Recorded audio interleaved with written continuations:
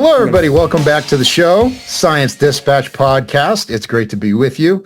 Dr. Chuck Dinnerstein, Director of Medicine at the American Council on Science and Health, and my co-host. My name's Cameron English, by the way. Chuck, good to see you again. It's been a long time. How are you? I know. Nanoseconds. Nanoseconds. All right. Well, we've got an interesting story, a frustrating topic nonetheless, but at least we have a toxicologist to navigate us through it. So this is by our colleague Susan Goldhaber. It's called To Lunchable or Not to Lunchable. And I'm going to read this introduction, and then Chuck, you can give us a rundown. So Susan writes, should you pack Lunchables for your kids' school lunch? Asks a piece in the April 9th edition of Consumer Reports. The article claims that these lunch kits contain lead and other contaminants and may harm children's health. Do parents need to worry? Okay, Chuck, do we need to worry? Should I be worried that my toddler is going to be poisoned with lead if he eats a Lunchable? Short answer, no. Long answer, no. Well, let's expand a little bit on what Susan said. So Susan begins by pointing out quite rightly that lead is a neurotoxin.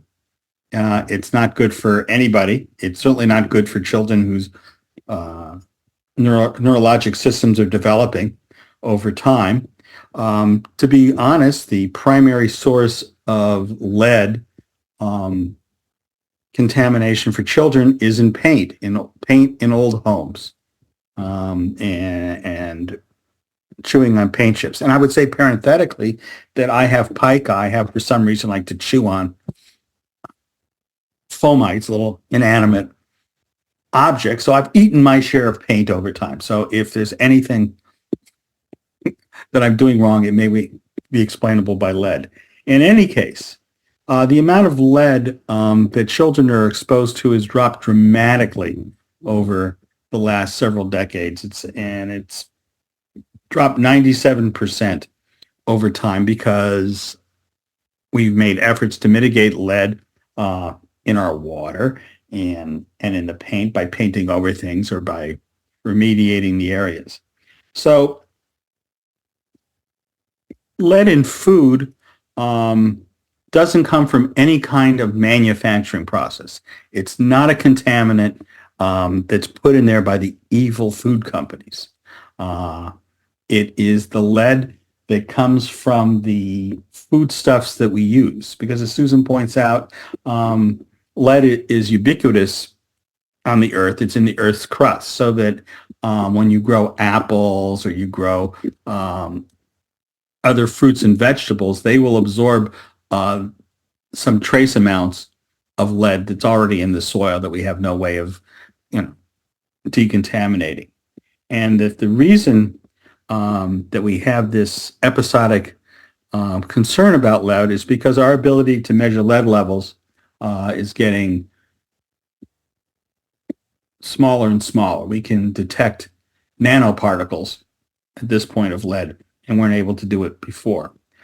She makes the point that the Consumer Reports states pretty clearly, none of the kits we looked at exceeded any legal or regulatory limit, in part because the U.S. does not have regulatory values for lead in food because we don't expect it to be there, and in part because the levels that have been set in the EU, and the EU is not a country, is not a region that takes these kind of things lightly. We don't even have levels that are of concern to them.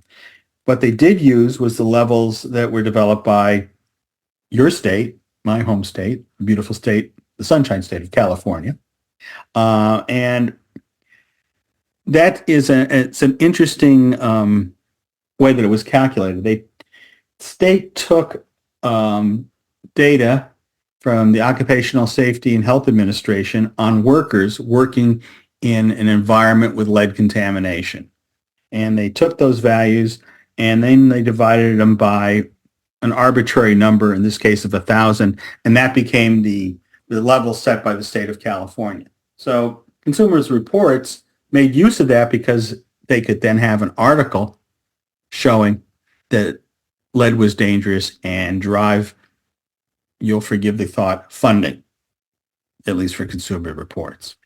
And I think that was the gist of what Susan was getting at. There's really nothing to worry about. The amounts of lead that are there are far below anything that the EU is concerned about, and that the levels that are driving the article are made up without any type of real toxicology data to back them up. So that's where we be. Consumer Reports does this with every story in this genre that they have. They have a template, whether it's pesticides or heavy metals in baby food or whatever exposure they're trying to scare you about. They always say, they either go to a state like California where there's a very powerful environmental lobby that effectively writes the regulations in many cases, or they get someone in Congress to introduce a law and they give it some fluffy title like, Protect Children from Evil Act. And then they get it into the legislative process. It never passes because it's insane and it has no support. But they introduce some absurd standard like the one in California. And then they go, well, this is more protected than anything that's legally on the books.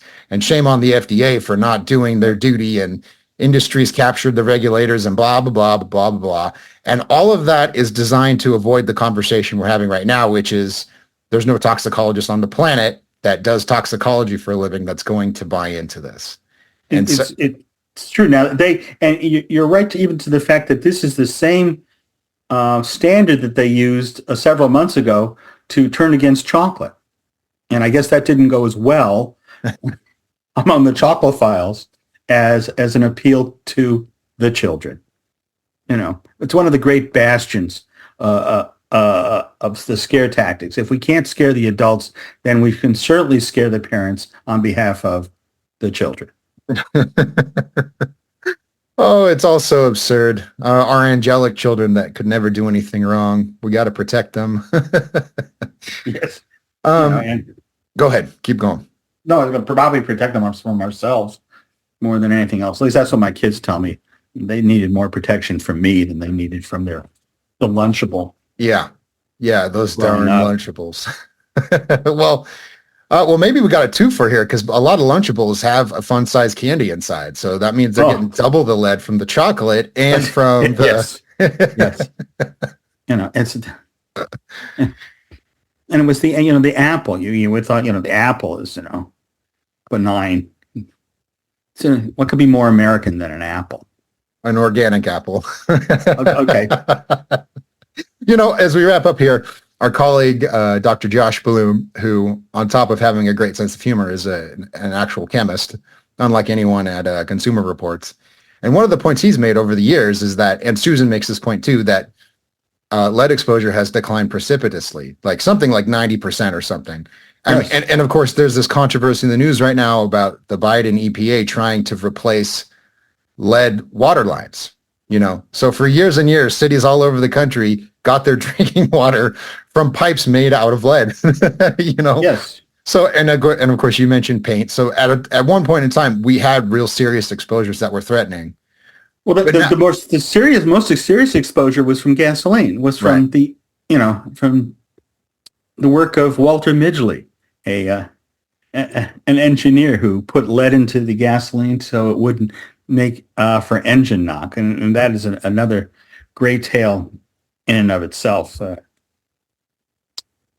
to consider. And Susan has been equally adamant that getting lead pipes out is not a bad idea, and because it's a source that we can get rid of, and we have other ways that we can manage moving water now.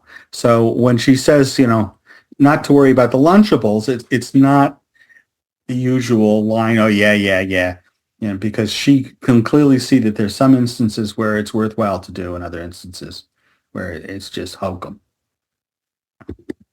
Yeah, that's a very good point. And I mean, with a lot of old pipes, you deal with burst water mains. So, if you're an environmentalist, fresh drinking water just spraying all over the street and flooding people's property, sometimes actually injuring people, that's meaningful. So if you can replace that with something a better material, then by all means, put new pipes in. Now, you know they're going to use plastic, so we'll be hearing about that. I know. There's always something with these people. There's no rest. You can never just enjoy life with your kids. You got to be scared of something. No, okay. not at all. So the moral of the story is enjoy Lunchables if you so choose. You can feed those to your kids and nothing's going to happen. Worry about real things like choking hazards and too much sun exposure and, underage smoking, things that can really harm your kids. Worry about those. Yes, there you go. Okay. All right. Well, we'll keep it nice and short and simple here. Go read Susan's article. Again, it's just called To Lunchable or Not to Lunchable. Again, an actual toxicologist explaining the science here. Unlike Consumer Reports, which typically reviews vacuum cleaners and lamps. So for those types of products, go to Consumer Reports, or for which electric vehicle you should buy. But for actual scientific issues, come here because we have people that know what they're talking about. And with that, we will wrap up. Follow us on social media. It's at ECSH.org. I'm at CamJEnglish. Tweet at us. We'll answer your questions. If you have comments, if you have a topic for the show, let us know. We'd love to hear from you. And with that, we will see you next time.